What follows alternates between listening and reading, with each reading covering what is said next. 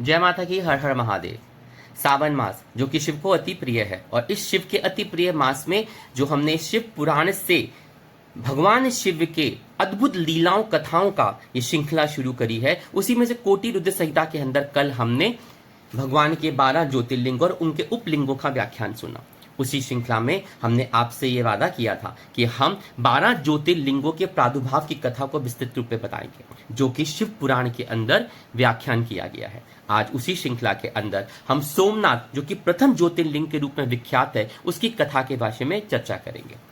जैसे कि हम सब जानते हैं कि सावन भगवान शिव को अति प्रिय है। हमारे हृदय में, हमारे अंतःकरण में, हमारे आत्मा में बसते हैं, हिमालय पे वास करते हैं इन दिनों में आके, और भक्तों का उद्धार करते हैं। उन्हीं शिव को प्रसन्न करने के लिए हम इस सावन महीने में जप, तप, पूजा, उपवास, व्रत, अनुष्ठान, रुद्राभिषेक और शिव पुराण का जाप करते हैं। तो उसी श्रृंखला को चालू किया है हमने, और आइए उसी को आगे बढ़ाते हुए आज प्रथम ज्योतिर्लिंग सोमनाथ की प्रादुर्भाव और उसकी महिमा का वर्णन करते हैं। जैसे कल की कथा को ही आगे बढ़ाते हैं। तदंतर कपिला नगरी में कालेश्वर, रामेश्वर आदि की महिमा बताते हुए सूत जी ने समुद्र तट पर स्थित गोकर्ण क्षेत्र में शिवलिंगों की महिमा का वर्णन किया। फिर महाकाल नामक शिवलिंग का अद्भुत महात्म बताकर अन्य बहुत से शिवलिंगों की विचित्र महात्म कथा का वर्णन करने के पश्चात ऋषियों के पूछने पर वे ज्योतिर्लिंगों का वर्णन करने लगे। सूत जी बोले, ब्राह्मणों, मैंने सदगुरु से जो भी कुछ सुना वह ज्योतिर्लिंगों का महात्म तथा उनके प्राकट्य का प्रसंग अपनी बुद्धि के अनुसार संक्षेप में सुनाऊंगा।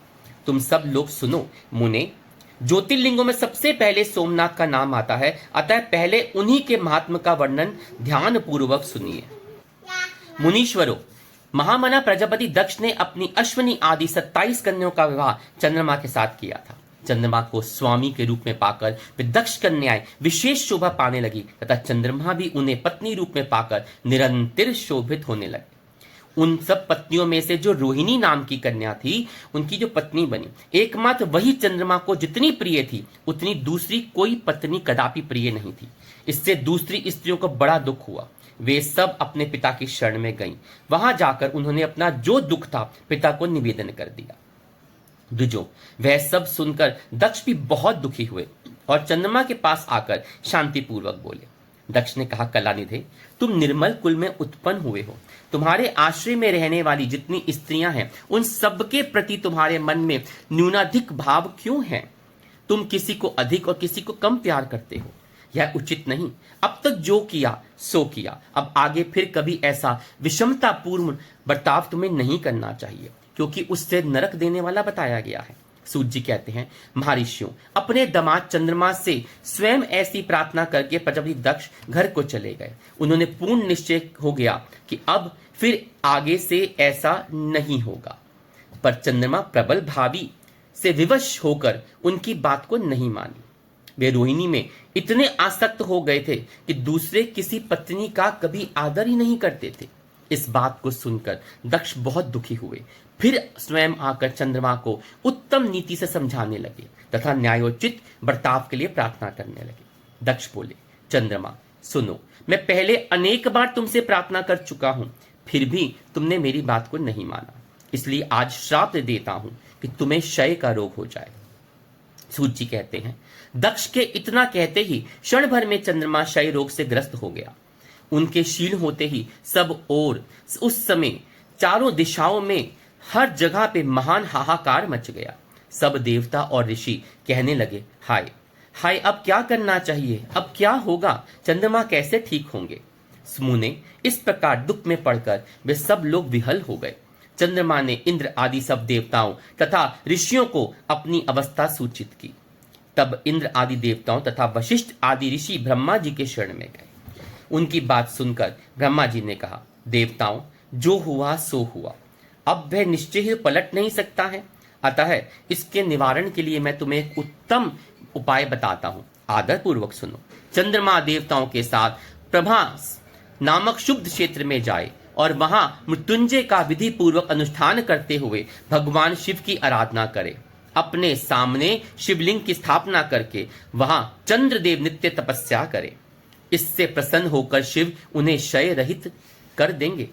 तब देवताओं तथा ऋषियों के कहने से ब्रह्मा जी की आज्ञा के अनुसार चंद्रमा ने वहां 6 महीने तक निरंतर तपस्या की। मृत्युंजय से भगवान ऋषभदेव का पूजन किया।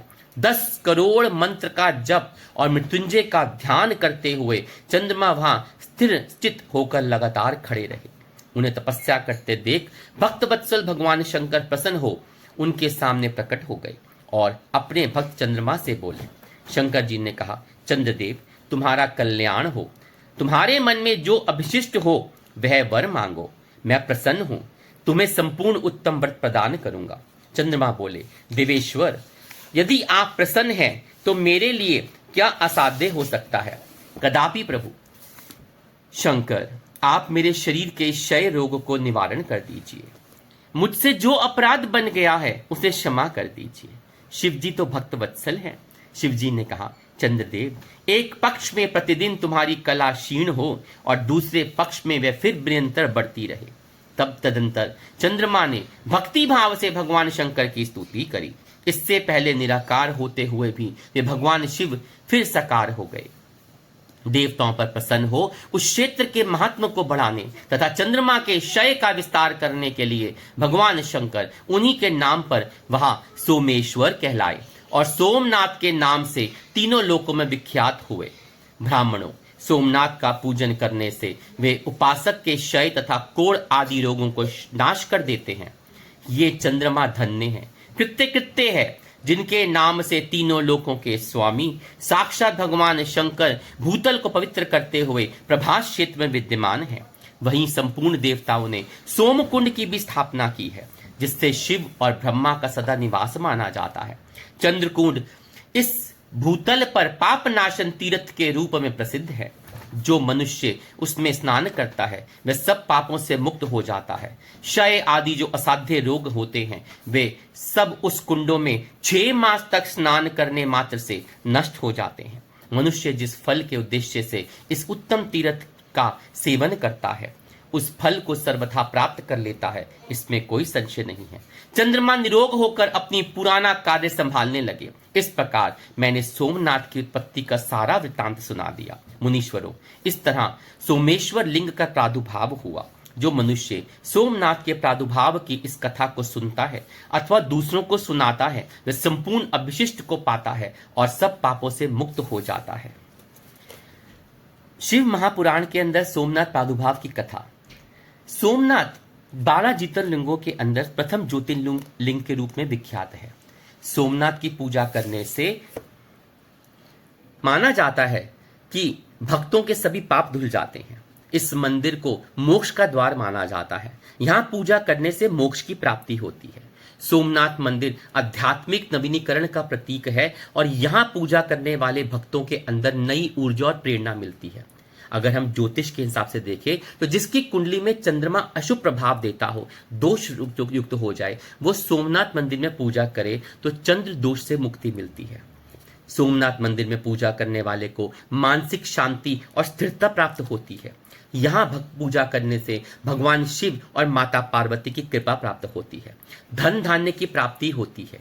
साथ ही साथ भगवान का अथाह स्नेह और कृपा आपके ऊपर बरसती है। ऐसी मान्यता है कि यहाँ भगवान शिव साक्षात वास करते हैं। जो भक्त यहाँ दर्शन के लिए आते हैं उनकी सभी मनोकामना पूर्ण होती हैं। साथ ही कुंडली के चंद्रमा का अशुभ प्रभाव समाप्त होता है।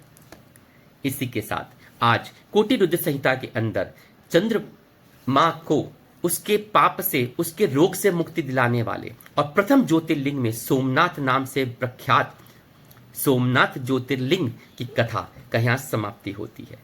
आपको उम्मीद है, हम आशा करते हैं कि आपको एक कथा उत्तम लगी होगी और इस कथा से आपको अथाह लाभ प्राप्त हो।